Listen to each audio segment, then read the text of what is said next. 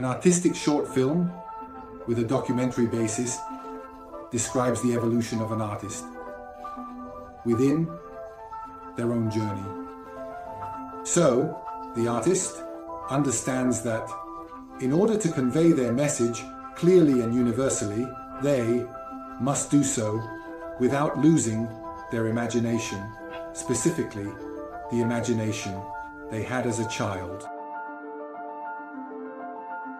The artist describes how they become aware of the fact that in some way they are maturing artistically. Within the documentary, there are essentially two protagonists, the artist and a girl, originally from Sri Lanka.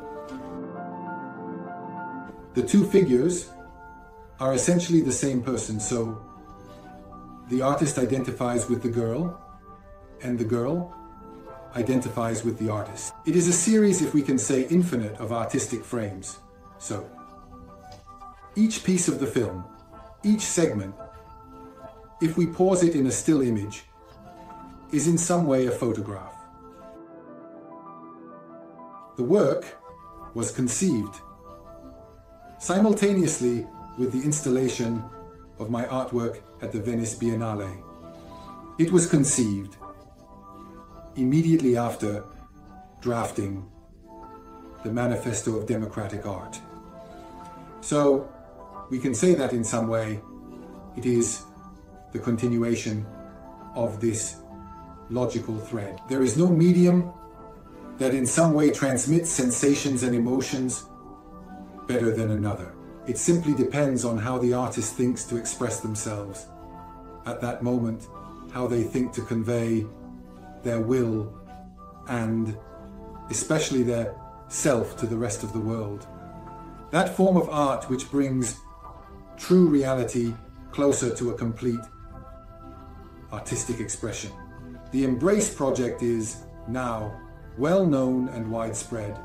It is essentially that artistic project with a socio-cultural matrix that somehow derives from my collection of embraces and aims to do good ethically through art. So art is no longer the ultimate goal that the artist depends on, but rather it is the means that somehow allows for doing good ethically.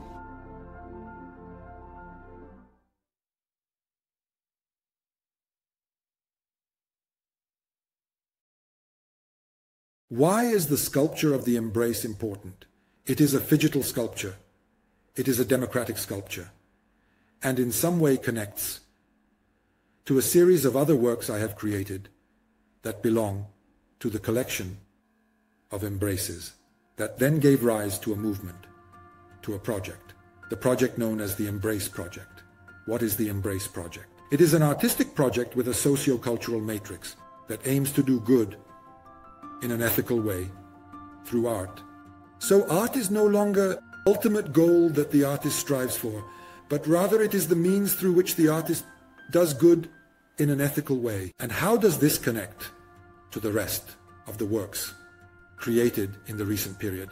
And especially, how does this connect to what happened in 2024 with the drafting of the first Manifesto of Democratic Art? At the beginning of 2024, I decided to write and draft the first Manifesto of Democratic Art, which is essentially a document that in some way aims to codify the steps that an artist, curator, collector, or anyone who decides to produce art should follow.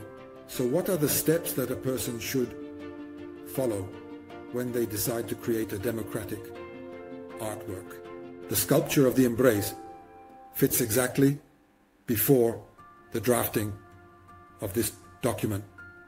So it is certainly one of those works that in some way has characterized my artistic production right before the drafting of a document that I consider, at least for me, to be certainly important and fundamental within my artistic journey, to try to summarize what has happened.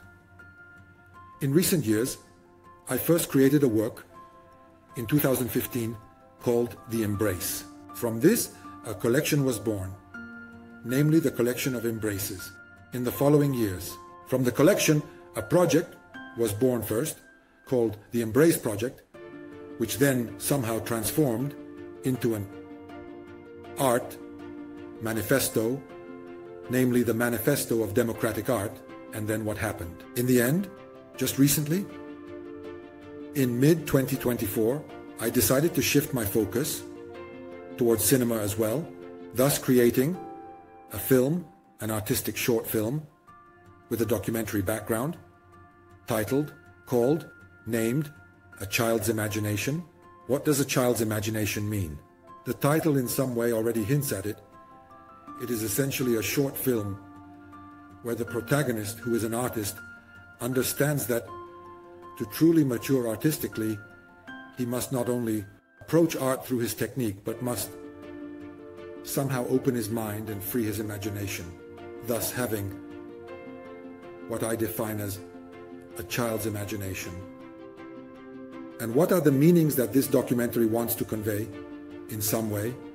The first one, as the title says, is the imagination of a child. As we said, the artist who wants to mature artistically must have an open mind, a mind that is not solely dedicated to technique, but also dedicated to imagination, to fantasy, thus having the imagination of a child. The second meaning is related to overcoming cultural barriers. The artist, the sculptor, has his own life, his own journey. In the documentary, the other protagonist, the co-protagonist, is a girl from Sri Lanka, and in some way the two lives are described in parallel. Therefore, the documentary is important not only for the artistic message it wants to convey, but also, and above all, for the social message. Here's how this documentary, this film, this short film, fits into my artistic production, and above all, how an artist transitions from canvas to cinema. This is a question that has been asked of me several times.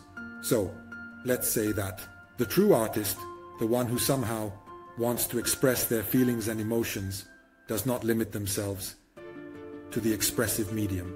The expressive medium at that moment is simply, as the words themselves say, a means through which the artist is expressing themselves and trying to convey a message. So far, I have chosen to do this through paintings, through sculptures, and also through digital works.